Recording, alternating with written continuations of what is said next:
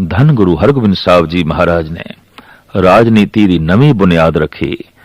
मिलनसारी का जज्बा, भाईचारा, इंसाफ, बराबरी, प्यार, ये आप दे बख्शे हुए बड़े महान सिद्धांतिक नुकते जो बड़े कारामद ने और सिख जगत नूं बहुत तामीरी रुचियां देंदे रहे। आप दा शस्त्रधारी होना और नाल घोड़ा सवारां दा रखना, सैना दा रखना वक्त दी हुकूमत नूं चंगा नहीं लग्या। आपने प्रचार दे नाल नाल ये प्रचार भी आरंभ किया कि शक्तिशाली बनो, जो माला फेर दिओ इसकी रक्षा भी कर सको, अपने धर्म की रक्षा भी कर सको, अपने देश की रक्षा भी कर सको। समुचे कश्मीर दे जो अंदोलन चले हुए सन, आपने उत्थे फेरी पा के बहुत सुंदर दिलासा दिता और सारियां दे गुरमत दा प्रचार किया। कश्मीर दी सिखी धन गुरु हरगोबिंद साहब जी महाराज दी बनाई हुई सिखी है और उन्हां दे आशीर्वाद नाल फली है, फुली है। जहांगीर इसने एक दफा सतगुरां नूं बुला भेजिया आगरे। पातशाह गए, शानो शौकत गुरु हरगोबिंद साहब जी महाराज दी देख के लाओ लश्कर, सीस ते कलगी, गले विच मोतियां दी माला, मोंडे ते बाज, हाथ विच तलवार चमकदी हुई जिसदी सोने दी मुठ। ये शानो शौकत जरी नहीं गई जहांगीर तो।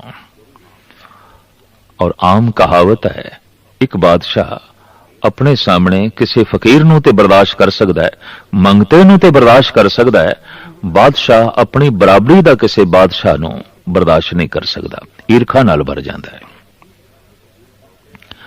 उसने धोखे नाल गुरु हरगोबिंद साहब जी महाराज नूं आगरे दे किले विच कैद करवा दिता। सिख जगत विच बड़ा रोस फैलिया। गुरु अर्जन देव जी महाराज दी शहादत तो बाद जो रोस सी, गुरु हरगोबिंद साहब जी महाराज दे कैद हो जाण नाल उस रोस दी अग दे तेल ही पिया। जिस ग्वालियर दे किले विच आप नूं कैद रखिया गया, उत्थे पहले दे ही 52 राजे कैद सन। इस देश विच जिस राजे नूं जहांगीर ने एक शक्ति समझिया, ताकत समझिया और अपने लिए खतरा समझिया, उन्होंने जोब कोब करके काबू किया ते फिर ग्वालियर दे किले च बंद कर दिता। सवेरे नाश्ते विच उन्हां नूं पोस्त पिलाया जांदा सी ताकि सहजे सहजे ये आलसी हो जान, दलिदरी हो जान, सोचण दी शक्ति इन्हां दी कुंद हो जाए। पर जद अज गुरु हरगोबिंद साहब जी महाराज किले विच गए तो किला वाकई मंदिर बन गया, सतसंग बन गया। इन्हां राजियां नूं प्रभु नाम सिमरन नूं मिलिया, प्रभु दी कीर्ति सुनन नूं मिली, प्रभु दा जस सुनन नूं मिलिया, रस आण लग पिया और महाराज ने कह दिता, कल तो तुसी पोस्त नहीं पीना, इनू ठुकरा देना है। इंज रब्बी नाम दा अमल दे के पोस्त दा अमल छुड़वा दिता। इतिहासकारां दे कथन अनुसार आप 14 महीने इस जेल विच रहे ने। अमृतसर तो संगतां आउंदियां रहियां ग्वालियर, किले दी परिक्रमा करके किले दीयां दीवारां नूं मत्था टेक के और मन विच गम रोस लेके वापस जांदियां रहियां। किले दी ओ परिक्रमा करदे सन, शब्द गांदे होए, प्रभु दा नाम जपदे होए। ये चौकी उदों तो ही एक परंपरा दा रूप बन गई। अज भी बेशतर गुरुद्वारियां दे ते खास करके दरबार साहब दे जो चौकी परिक्रमा दे बकायदा चलदी है, ये उसे यादगारी चिन्ह दा एक हिस्सा है। ये पहले किले दी परिक्रमा होंदी सी, शब्द गांदे होया, प्रभु दा जाप करदे होया। साईं मियां मीर दी मदाखलत सिखां दा रोस और आम जनता दा रोस वेख के जहांगीर नूं घबराहट होई कि हुण ज्यादा देर तक गुरु हरगोबिंद साहब जी महाराज नूं कैद रखना औखी गल है। आपने रिहाई दा हुक्मनामा भेजिया और धन गुरु हरगोबिंद साहब जी महाराज ने रिहा होने तो इनकार कर दिता। क्यों? वो 52 राजे रोन लग पे, आखण लगे पातशाह आप चले हो, तुसी साडा सहारा सी, थोड़े आसरे ते दिन बड़े सोहणे लंघ रहे सन, प्रभु चिंतन साडी खुराक बन गई सी, प्रभु सिमरन साडी दौलत बन गई सी, ये आनंद हुण किवें मिलेगा? आप जा रहे हो। सतगुरु ने धीरज दिती, कहने लगे नहीं, थानू छोड़ के नहीं जावांगे,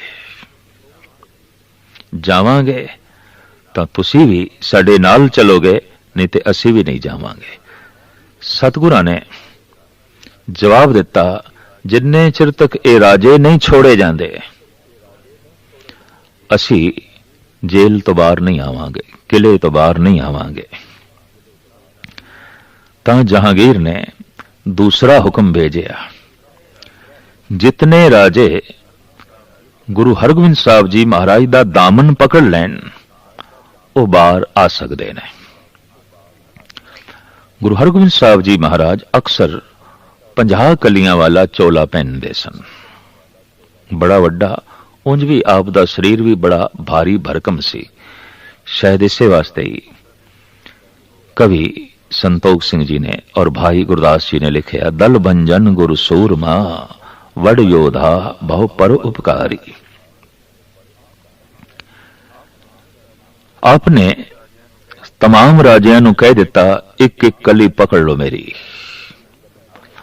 तो 50 ने ते पकड़ ली।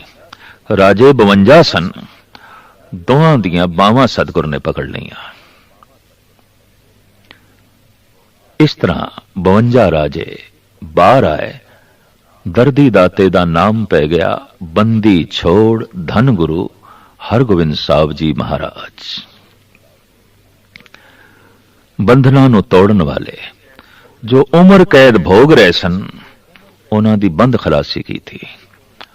उथों आप वापस आए ने आगरा। आगरे विच जमुना दे कंढे ते जहांगीर दा तंबू लगया, आप दा भी तंबू लगया। जहांगीर ने स्वागत जरूर कीता और स्वागत विच राजनीति सी। महलां विच बुलाण लई आखिया, सतगुरु ने इनकार कीता, आखिया नहीं, तेरे महलां साडे सिख नहीं आ सकणगे और भीड़ नूं तेरे संतरी रोकणगे, ते साडा दर ऐसा है जिथे किसी नूं रोकिया नहीं जाता। तो गुरु हरगोबिंद साहब जी महाराज दे खैमे दे नाल जद जहांगीर ने भी अपना खैमा लगवाना चाया, तो उस वक्त गुरु हरगोबिंद साहब जी महाराज ने आखिया, इत्थे फिर पैरा होवेगा, फिर सिखां नूं रोक लगेगी। तो जहांगीर ने कहा, नहीं, जितने दिन आप इत्थे हो पैरा नहीं रहेगा। एक घाइया सिंह घा दी पंड वेच के एकदम आया है। पहला तंबू शहनशाह दा सी, सीधा दाखिल हो गया। मुगल शहनशाह भी सिर ते दस्तार रखदे सन, दाड़ा हुंदा सी। जहांगीर ने भी गल विच मोतियां दी माला पहनी हुई सी, कोल बाज बैठा सी। गुरु हरगोबिंद साहब जी महाराज बारे जो कुछ सुन रखिया सी, वो इस तरह दी शानो शौकत जहांगीर दी वेख के 2 टके जो घास वेच के उसनूं प्राप्त होए सन, जहांगीर दे कदमां दे च रख के हथ जोड़ के कहंदा है, सचे पातशाह मेरा लोक परलोक सुहेला करो, मेरी झोली दे च भगती दी दात पाओ। तां जहांगीर एकदम उठ के कहने लगे, तू गलत थां ते आ गया। जो लोक परलोक सुहेला करदा है, जो भगती दी दात देंदा है, उसदा तंबू अगे है। सिख ने एकदम टका चुक लिया ते जहांगीर कहने लगा, साडी औकात एक टके जैसी भी नहीं, तू साडे कदमां दे च एक टका भी नहीं रख सकदा। तो उस वक्त सिख ने आखे ये टका नहीं, इस दे च मेरी शरधा है, मेरी भावना है, मेरी मेहनत है। तो जहांगीर ने मोरां दी थैली दी, कहने लगा ए ले टका ना चुक, मेरी तौहीन है। और ये मोरां दी थैली गुरु दे कदमां च रखी। धन ओ सिख, कहने लगा ये मोरां दी थैली मेरी मेहनत नाल नहीं आई, और जो मेहनत नाल मैं कमाया धन नहीं, उहदे च मेरी शरधा भावना नहीं होवेगी। और जे शरधा भावना नहीं तो गुरु की प्रसन्नता का मैं पात्र भी नहीं बन सकांगा। उन्हें अपना टका चुक के जैसे तंबू तो निकले है बाहर, अपने तंबू तो गुरु हरगोबिंद साहब जी महाराज निकले और भज के रस्ते दे ची अजे सिख है तंबू तक पहुंचे ही नहीं, गलवकड़ी च ले लिया। आखिया धन ऐ गुरसिख, तू धन, तू धन, धन है तेरी शरधा। इस तरीके नाल साहब फिर सहजे सहजे पहुंचे अमृतसर। आप दी आमद दे च दीपमाला की गई। दिवाली दा त्योहार उस समय तो ही दरबार साहब दे च बड़े शानो शौकत दे नाल मनाया जांदा है।